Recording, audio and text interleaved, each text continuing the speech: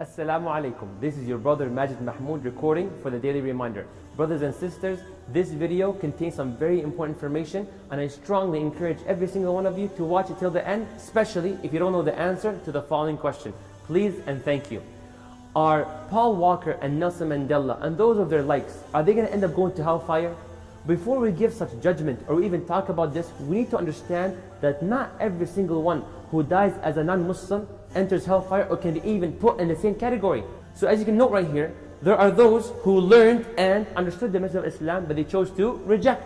And there are those who did not learn nor understand the message of Islam and they died as non-Muslims.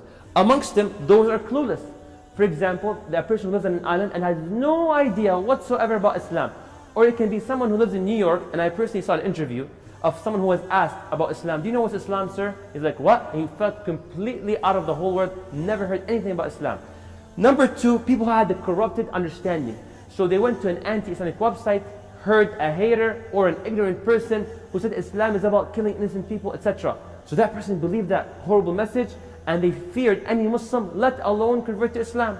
And this last group, letter C, will have the minimal understanding. For example, a Muslim youth group goes to a homeless shelter and they pass around some food and one of the homeless men over there asks that youth, why are you doing this? And that Muslim youth says, I am a Muslim and Islam teaches me to give those and help those who are in need. So all what that homeless man knows is that Islam helps those in need. So that's all what he knows. Now with this being said, is Paul Walker, Nelson Mandela, etc. going to Jahannam? Now, had they, Allahu A'lam, fall into the second category, then the ulama have said a lot about them. For example, Ibn Kathir, Ibn al-Qayyim, Al-Lajna al-Da'ima, and many other ulama, they said, we cannot confirm whether they're going to go to Jannah or Jahannam.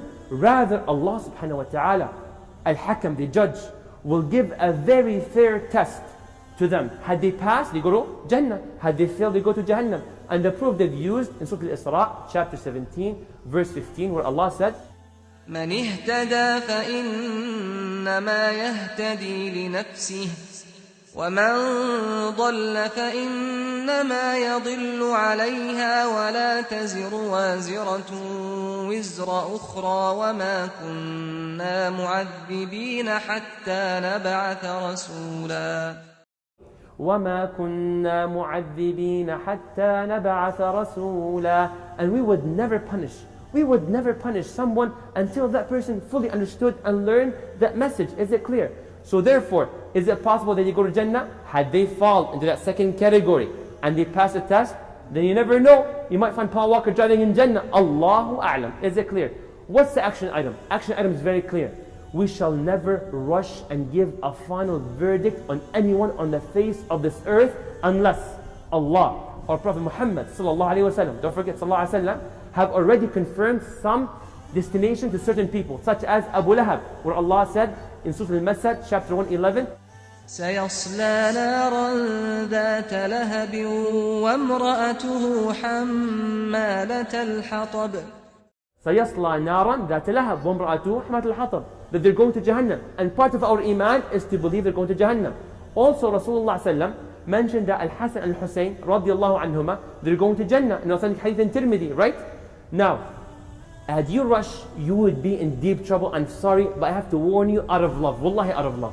Where Abu Hurairah radiallahu anhu, he told one of his companions, يا يمامي لا تقولن لأحد والله لا يغفر الله لك أو والله لا يدخلك الله الجنة. Ya Yamami, don't ever tell anyone Allah will never forgive you, or do not ever tell them Allah will never allow you to enter Jannah. The Yamami said, Ya Abu Hurairah, sometimes we get so angry towards our friends, some random people, and we tell them that statement. Abu Hurairah said, regardless, فَلَا تَقُلْهَا. Why? Because I heard Rasulullah sallallahu alayhi wa sallam. This hadith is authentic in Muslim Imam Ahmad. He said, I heard the Prophet said, there were two men from the children of Bani Israel. One of them who excelled in worship. The other excelled in sinning, transgressed, horrible person. But they happened to be companions.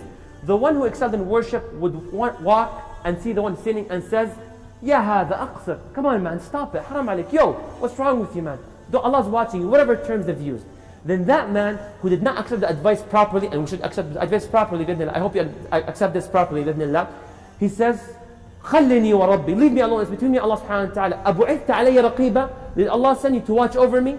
Then that worshipper just goes away from that sinner. Another time the worshipper sees that sinner doing a really, really big sin this time. And he says, Wayhak, woe to you, Aqsir, stop it man, cut it, enough is enough, what's wrong with you? Allah's watching you, fear Allah, Jahannam, etc.